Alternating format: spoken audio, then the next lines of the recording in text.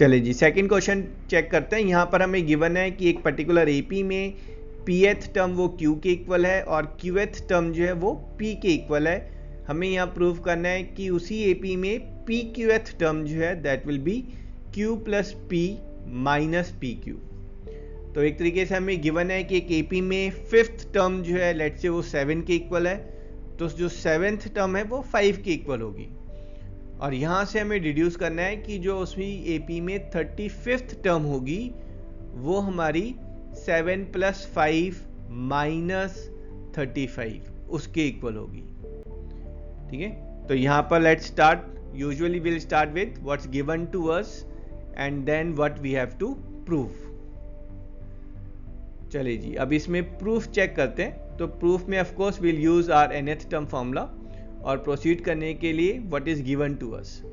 तो proving question में एक जो जनरल अप्रोच है उसमें अगर हमें दो इक्वेशन गिवन होती है, ठीक है ना, किसी भी एपी में अगर आपको दो इक्वेशन गिवन है तो वहां पर आपके पास टू वेरिएबल्स की टू इक्वेशंस बनेंगी। तो यहाँ पर अगर हम pth टर्म और qth टर्म का अपना फॉर्मूला लिखेंगे तो हमारे पास दो इक्वेशन बनेंगी इन वेरिएबल a एंड d। तो हमें करना कुछ नहीं है, यहां से a की वैल्यू निकालनी है और d की वैल्यू निकालनी है और उसको हम pqth टर्म के फॉर्मूले में डालेंगे। अब a और d की वैल्यू आप कैसे निकालेंगे?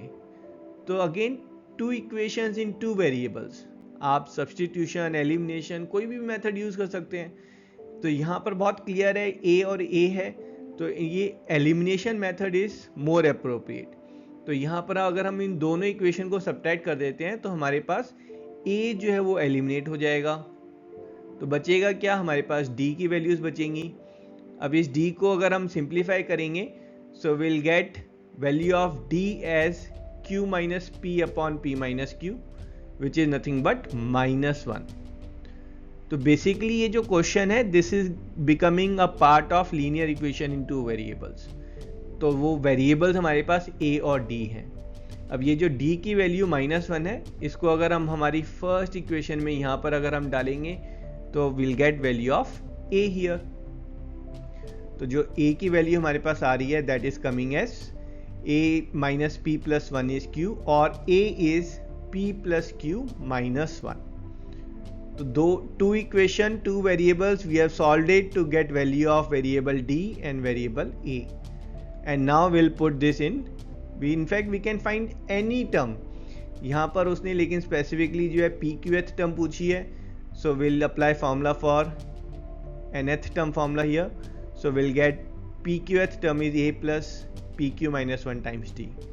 वैल्यूज डालेंगे, a की वैल्यू जो है हमारे पास p प्लस q माइनस 1 है और d की वैल्यू -1 है। इसमें ब्रैकेट्स को ओपन करेंगे, सिंप्लीफाई करेंगे, -1 and +1 will get cancel down and will get pqth term as p plus q minus pq। और यही हमें प्रूफ करना था, हेंस प्रूव्ड।